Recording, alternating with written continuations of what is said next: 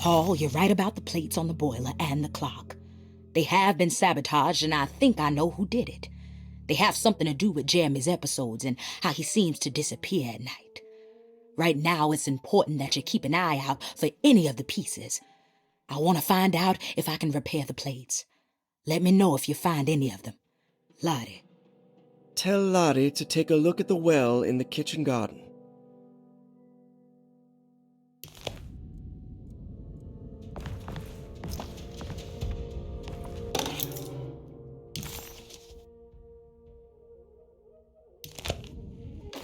Dr. Elmore Lee Gray is Derceto's chief doctor.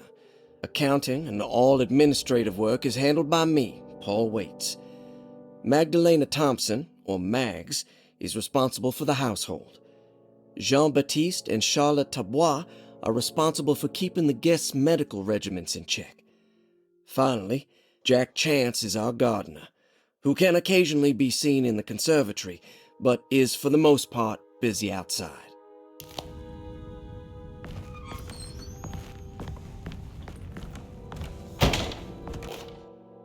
Saw your notice in the boiler room. You should know Mr. Chance won't be coming back. I got no business being in there myself, but you can take a valve from the wine cellar if you want to try to stop the steam pouring out. Be careful.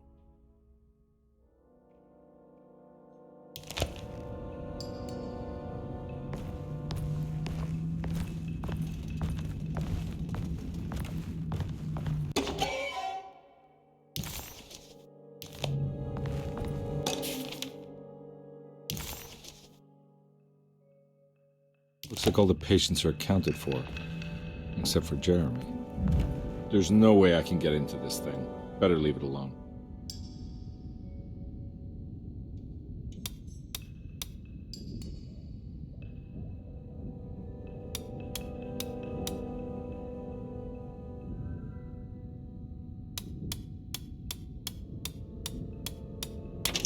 Hey, what do you know? I guessed the combination. Ah, Detective Carnby.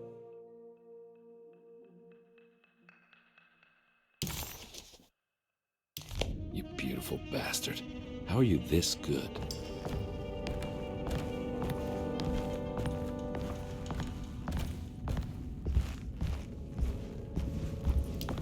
I need the key.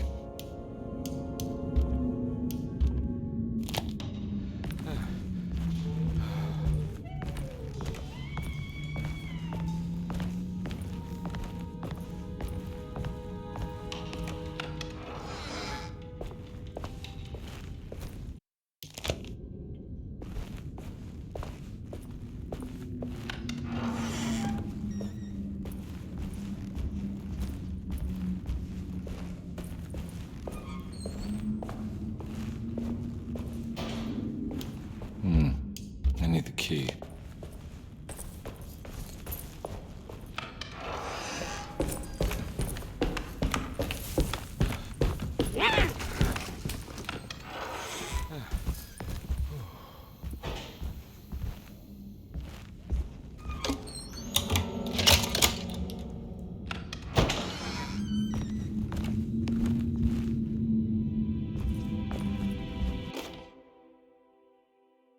Lost Plantations of Louisiana, Thierry Briclot, 1917. Derceto was a small plantation on the eastern shore of Lake Pontchartrain. The land was considered difficult for industry and was sold for only $30 to Elijah Pickford in 1818. Pickford employed hundreds of workers from nearby New Orleans to clear the woods and build a small plantation mansion facing the lake with a striking Greek Revival temple facade. Derceto kept a modest production of barrique tobacco and indigo that persisted up till the Civil War. During the antebellum era, Derceto was the source of many rumors concerning voodoo and witchcraft. People who traveled the lake reported seeing people dance at night in front of bonfires, bleating and wailing. On June 17, 1862, Captain J.W. Norton of the Union Army recounts leading a raiding party from ships anchored in Lake Pontchartrain in order to seize control of Derceto and free the slaves working there. The captain was surprised to find the workers fighting back with unprecedented zeal. Norton's account describes these men and women as enraged with fanaticism. Pickford reportedly tried to placate the raiders, but was shot in the confusion. Captain Norton left the mansion burning and retreated to his ships with his men. Derceto was left in ruins for several decades. The ownership of the land was long disputed and returned to the Ledoux family in 1901. Several police reports were filed during the following years as the Ledoux tried to get rid of a camp of squatters on their land. The police made several visits to remove the trespassers, but the people kept returning. On November 1st, 1907, Inspector Legrasse of the police charged a deadly attack in order to save several children kidnapped by the squatters. Many were killed, and even more were jailed. The following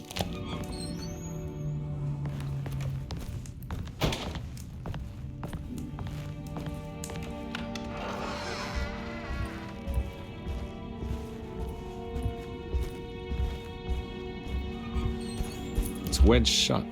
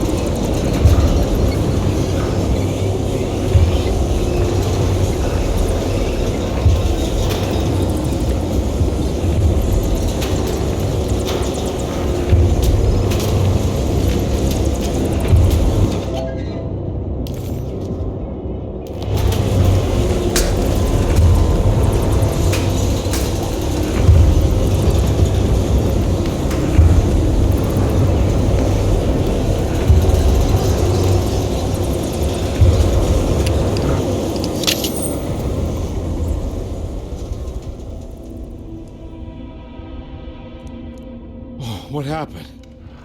Everything's normal again?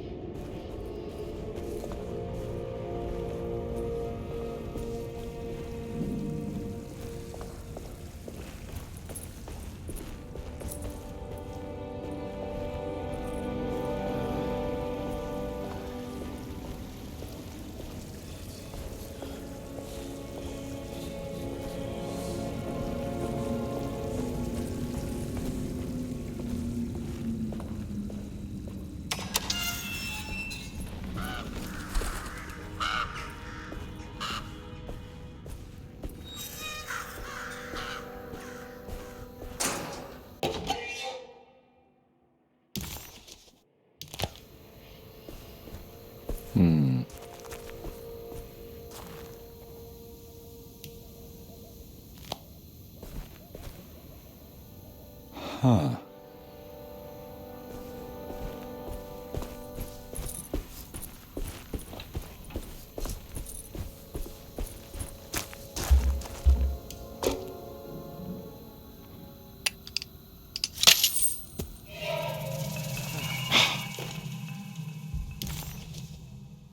Got it.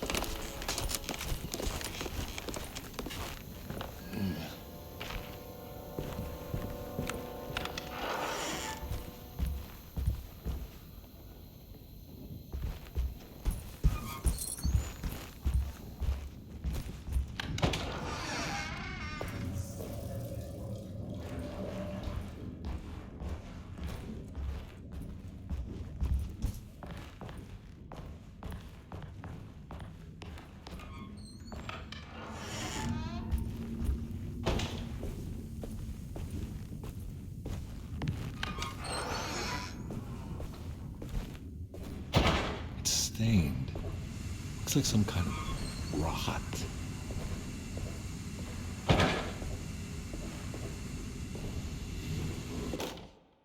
You know, Mr. Waits, I saw a piece of the plate that Liza broke. I think she's been hiding them. She's not very good at it. She just chucked it into the little room with all the tools behind the boiler. I left it there. I didn't want to embarrass her by picking it up while she was looking. We went upstairs instead and played backgammon. I let her win, because she's so unhappy. The piece looked like the one on display in Cassandra's room. You know about that one already, right? Or is your eyesight really that fuzzy? I hope you don't feel bad about your glasses. You only look stupid when you squint. Maybe if you had more eyes, you would see these things. I wish you had all the eyes you needed. Your best and favorite guest, Grace.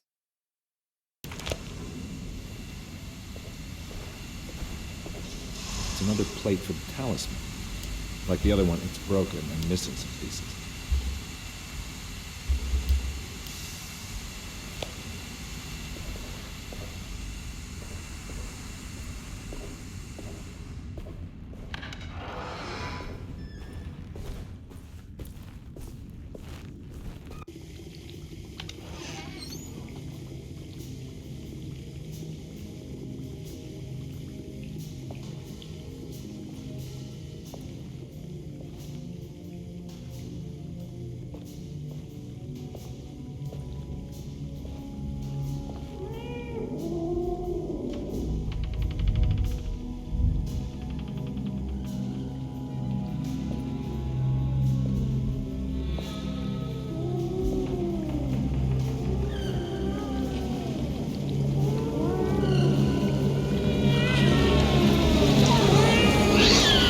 What are you doing in my kitchen?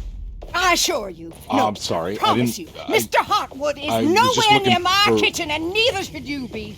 Don't make me I kick didn't you mean out to- of this house. Sorry. Now get out! Yeah.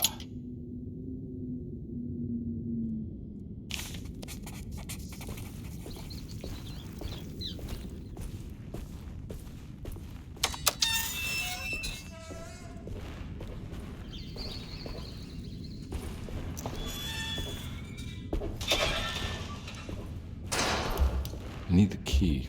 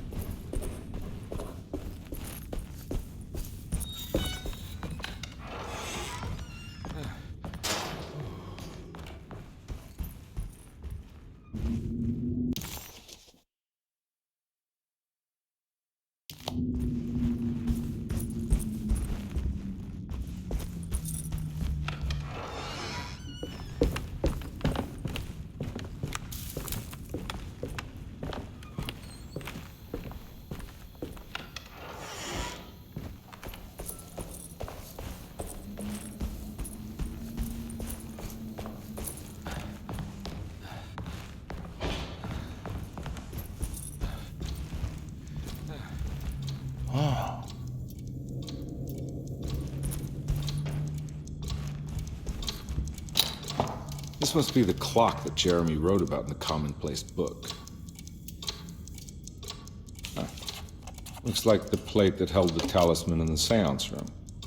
But it's broken and missing some pieces.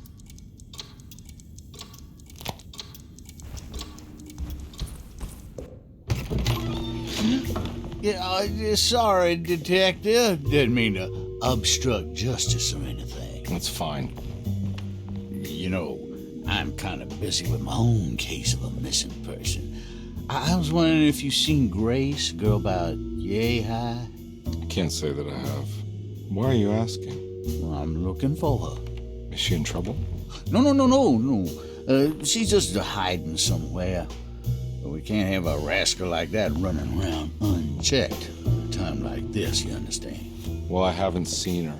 Well, let me know if you find her. I'll be around. I'll keep an eye out for your man, Jeremy. You scratch my back, Detective, and I'll scratch yours.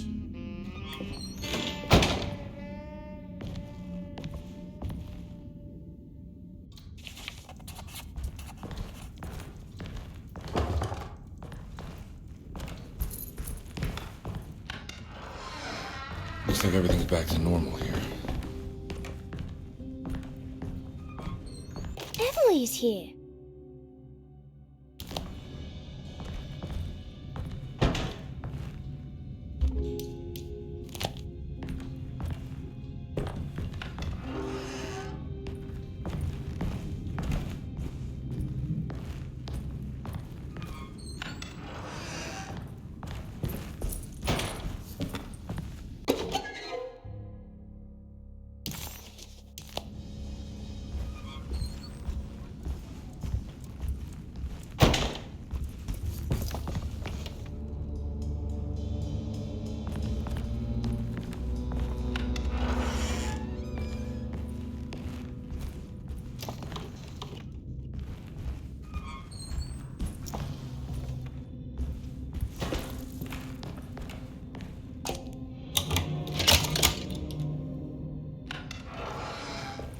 Huh. How eccentric. What are these symbols? Looks like alchemy, or star constellations. I did it! I crossed the thresholds to my intended destination without a focusing device.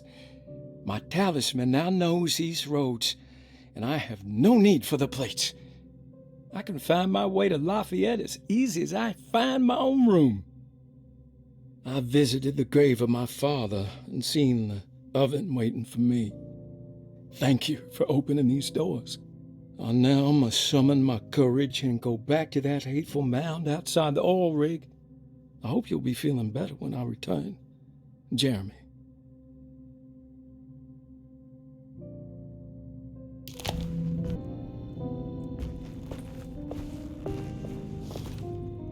These paintings got some grim-looking rot on them.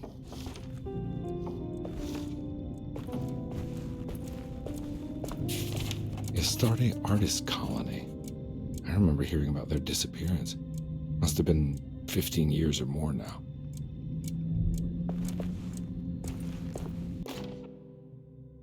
Will I need to remember how to get them out again? They are locked up for good reason. I am sure she is still able to whisper the answer in the ears of the wrong people. But not for long. I will see her burned soon enough. That black goat will be sacrificed to put an end to it all. Then...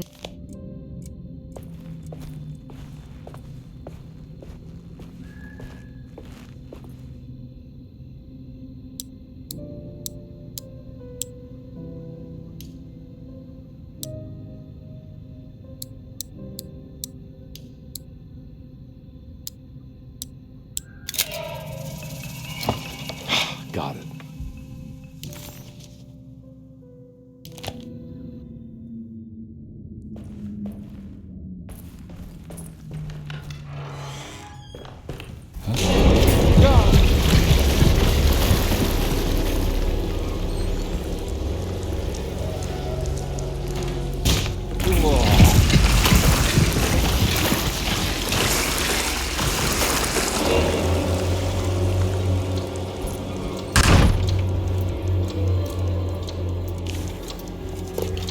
I think I've seen this somewhere. What the hell is going on?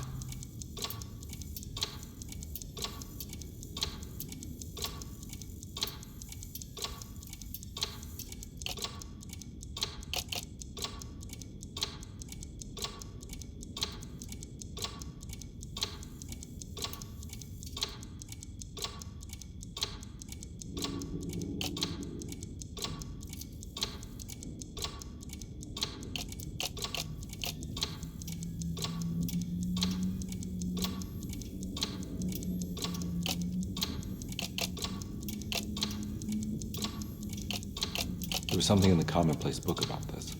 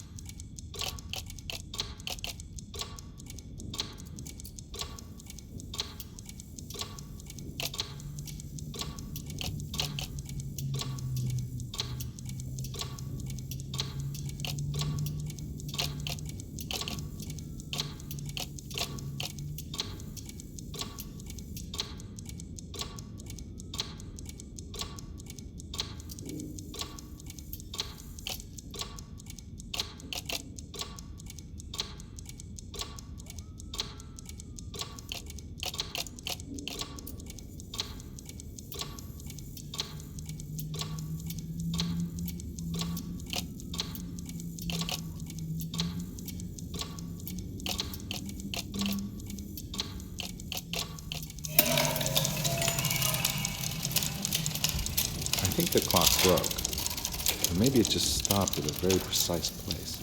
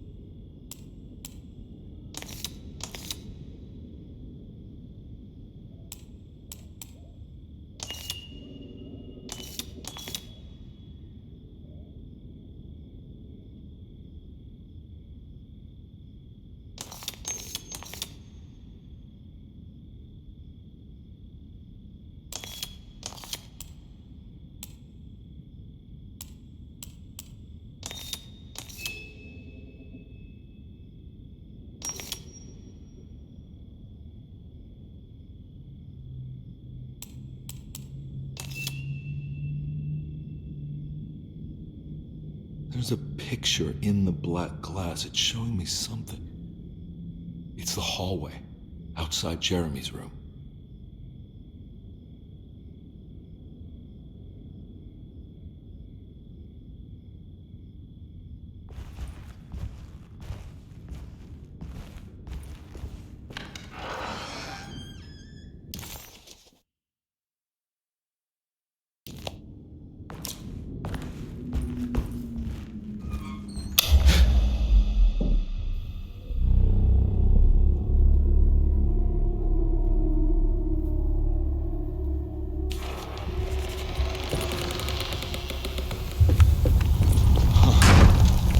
Made it.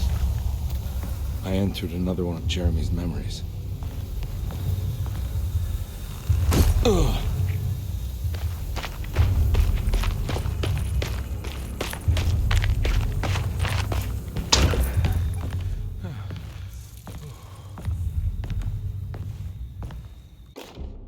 May 1923. Monday. All okay. Ready for delivery. Maintenance. Oil pump must be serviced. Any tampering causes large spills unless properly forestalled.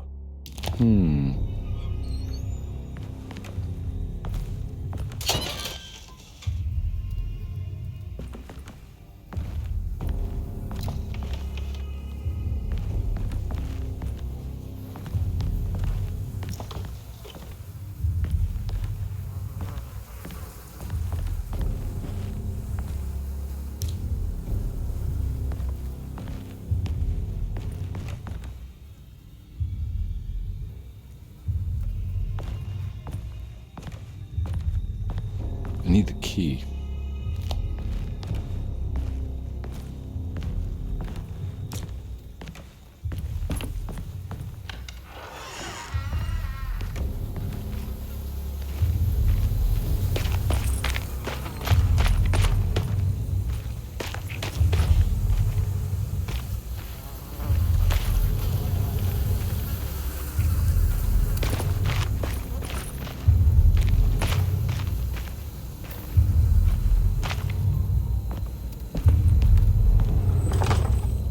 Locked.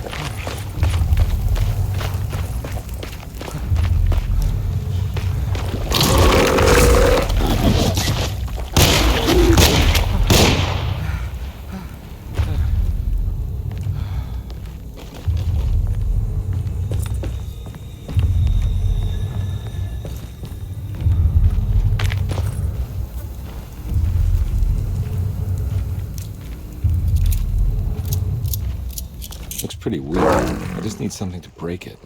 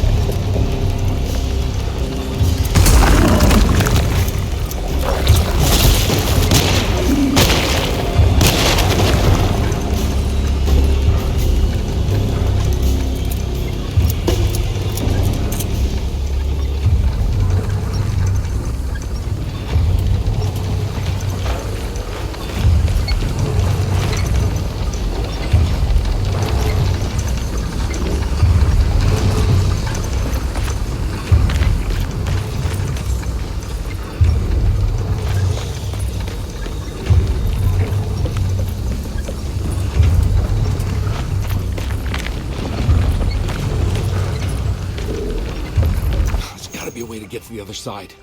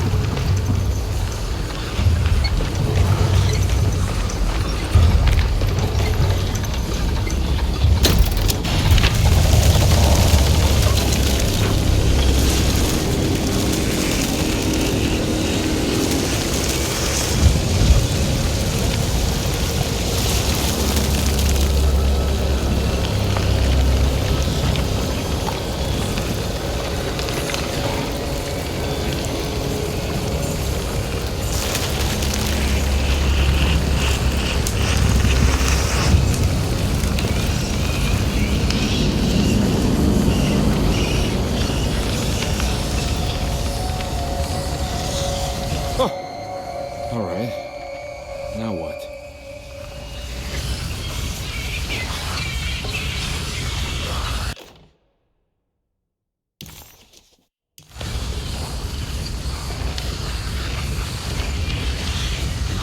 Yeah, come on, Carnby.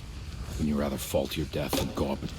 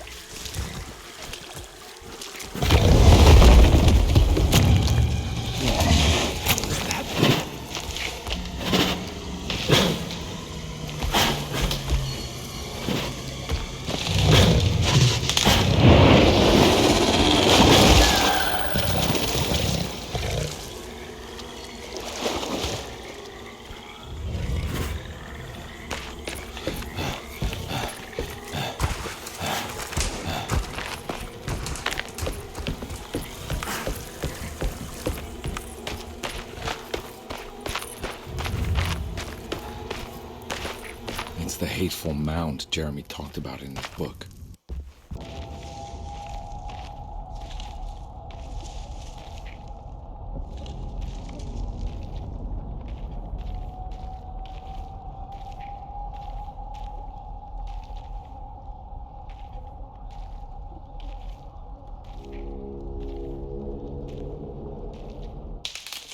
Don't come any closer. I'm armed. Get that thing out of my face. Who are you? What are you doing here? I'm just a detective trying to find something called Tarawea. You after Jeremy too? Why? I'm working for his niece. She wants to make sure he's all right. He might be unharmed, but far from all right. He's a curse upon Derceto. Here we go again. Quiet.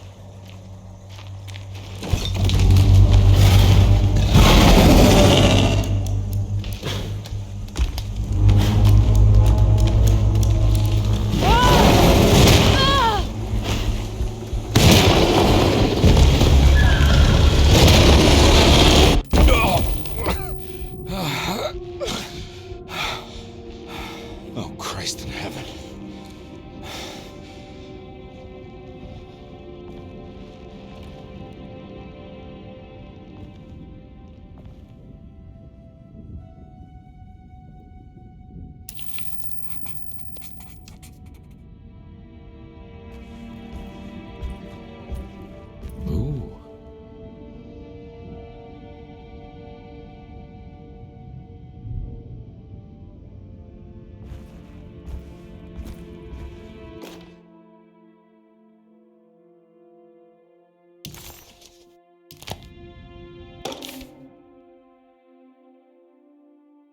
Reflections on the Power of the Verb in Certain Texts by Juan Luis Jorge. To act is in itself divine. Even the slightest movement of our hand is evidence of our soul in motion. Yet our free will is so easily overwhelmed by the dullness of everyday life. Our actions become rote and rigid in spite of luxury and comfort. True divinity is found in the choice of leaving the stage where we all perform. People who discover this freedom unexpectedly will be struck by the terror of this revelation and become paralyzed, or worse, turn to suicide. However, if you are able to weather that storm, you will discover that there is a divine path beyond that fear.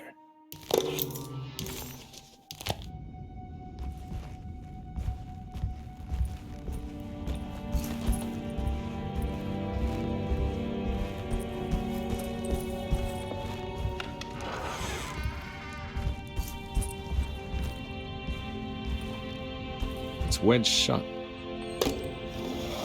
It worked.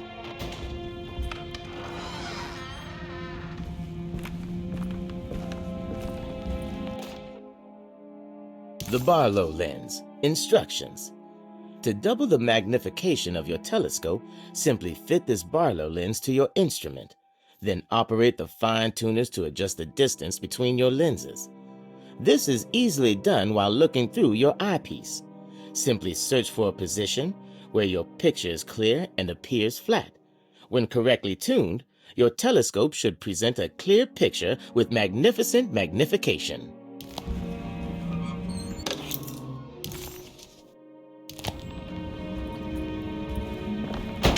I don't think I have everything I need.